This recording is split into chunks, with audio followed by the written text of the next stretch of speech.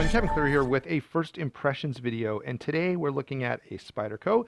This is the other expensive Spyderco for 2019. So just really quickly, it comes in this pouch just like the Paysan did, and what we've got inside is the bag and the paperwork. I've already taken the knife out.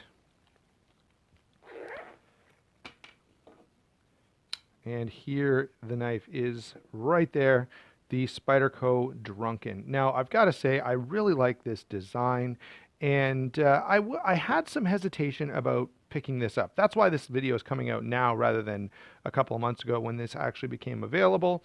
I was kind of put off by the Paysan, and I just wasn't sure whether I wanted to, jump in and take that risk again with Spyderco doing something high end. Now, I will say this is sort of one of those situations where, if you're a Dumb and Dumber fan, it's like, just when I thought it couldn't get any worse, you go and do something like this and totally redeem yourself. Now, that's probably a little premature to say, but I will, my initial impressions are much more positive on this than they were on the Paysan.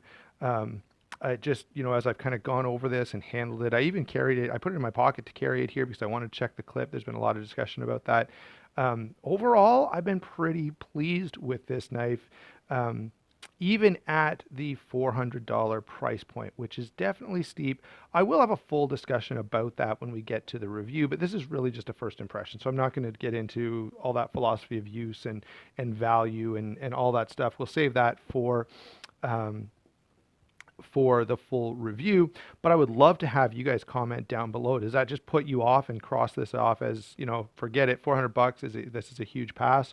Or do you feel like, look, if it's really well made and if they get everything on point, then I'm happy to drop that kind of money? Let me know down in the comments. I'm really, really curious about that because I kind of wondered when this came out if that was a huge misstep for Spyderco pricing this knife the way that they did. So I'd love to hear you comment on that down below.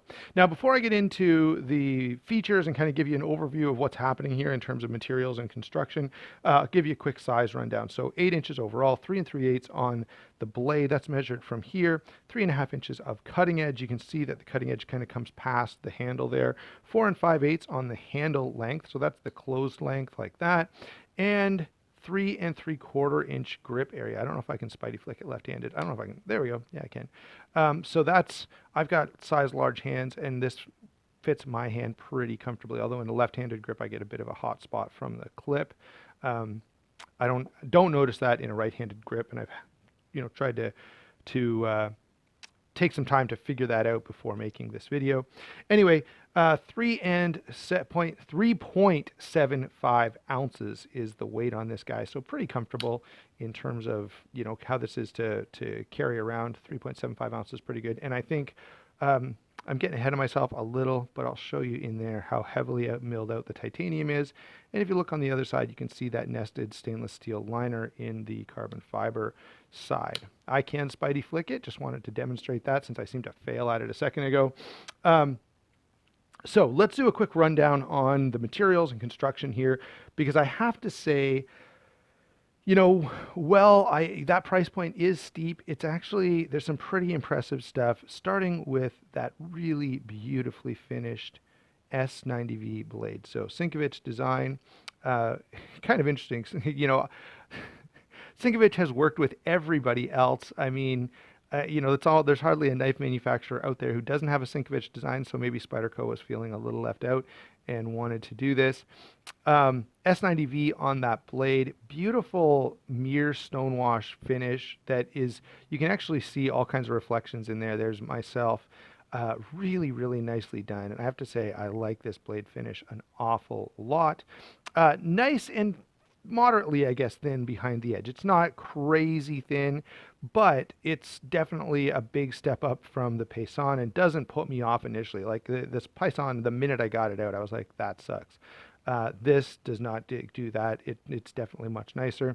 And of course, S90V is a great steel that, it's nice to see in something like this where you're paying a little more money. You want to see a steel that isn't just in every single knife out there. Okay. Let's move on to the way this guy locks up and how they've achieved that. So we've got stainless steel lock bar insert, a very substantial one.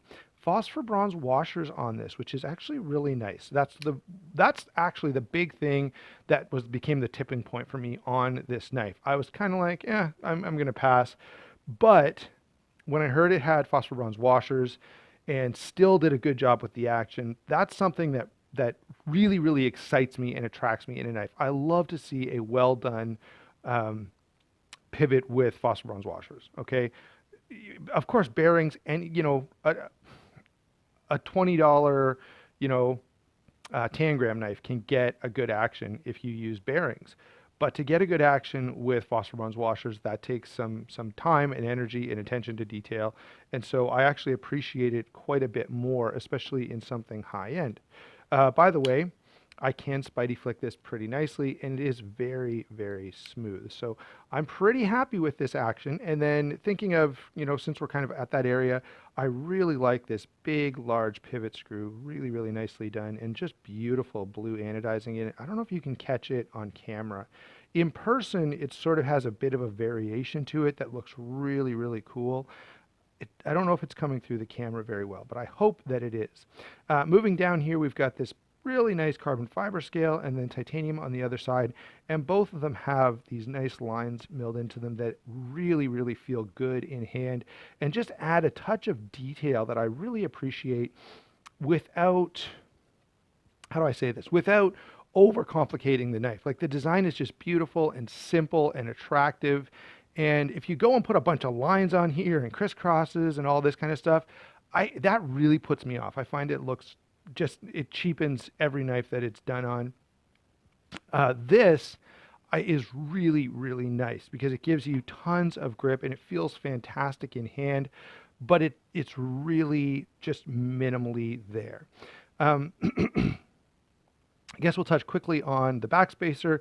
Really nicely integrated lanyard hole. Now this is inset a little bit so that you got a little more space here, but you're gonna have a hard time, I would suggest, getting paracord through there. To me, it doesn't matter because I don't use a lanyard anyway. But if you're a big lanyard guy, I don't know, maybe you're going to have a hard time with that. For me, I like the way that they've given us the option without taking much away from the design. So that I do appreciate. And I like the extra little bit of detail here with that sort of swedge put on that backspacer. Finally, the clip. Let's talk a little bit about the clip. I came here today with it in my pocket and it went in my pocket, but it did take a little extra, it kind of catches right about here and you've got to push it in. Now, a number of people, including in Nick's video, you saw him talk about it, have just slightly modified the clip by just bending this up a little bit and bending this back down. And that makes a big difference. And lots of people have commented on the fact that with a very slight tweak, you can really sort of remedy the issue with this clip. I don't like that's needed, okay? But I'm kind of reminded of the ZT0640. People hated that clip because it wasn't big enough, and it wasn't. But with a very, very simple modification, you could fix it, and then it worked really well. And overall, that was a fantastic knife. A huge recommend on that knife. I love it. Other than the green is a little off-putting, but now there are some really nice aftermarket scales for that. I'm totally off on a side tangent at this point. So what do I think about this knife? My initial impressions are, yeah, really, really well done. I'm pretty happy with this. The only thing, there's a slight hot spot from the clip, but it feels good in hand. I love the materials. I love the construction. I love the action. I love how it carries in pocket. The clip is about that only issue, and with a very slight tweak we've addressed, you can pretty much remedy that. Now, a couple things I want to say by way of conclusion here. The first is, why am I happy with this but not with the Payson? And I can feel that question coming.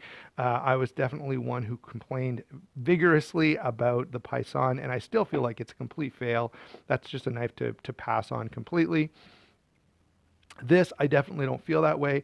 And the reason is, the only issue that this really has is a pretty small issue, okay? And it's pretty easily fixable, right? When I had a Payson, I did consider regrinding it because I liked a lot of things about the knife, but regrinding a blade is a huge fix, right? That's not something you're going to do cheaply or easily. And so because of that, I was a lot more put off with the Payson than this guy. This I'm actually pretty happy with. Now I have one other follow-up question, and I'm going to actually make a full video about this where we kind of do a side-by-side comparison between this and a Sebenza. And the reason is, it's asking about the same price, and does it live up to, does it meet with that level of perfection and expectation? I'd love to hear your comments down below, especially if you already have a Drunken and a Sebenza. I do, and I will put them side by side and compare them and do a discussion. And anything you want me to sort of specifically look at in that video, let me know as well down in the comments. So there you go, guys. That's my initial, my initial thoughts on the Spyderco Drunken. I'm actually pretty impressed with it. I like the design a lot. It feels good in hand. I like the details. So there's a lot to like about this, although I understand that 400 bucks is going to put some people off. Thanks for watching. Don't forget to go over to White Mountain Knives and check this out. You can save yourself 10% on this by using my discount code. And, on 400 bucks, that's a substantial savings. Again, thanks a lot. We'll talk to you soon.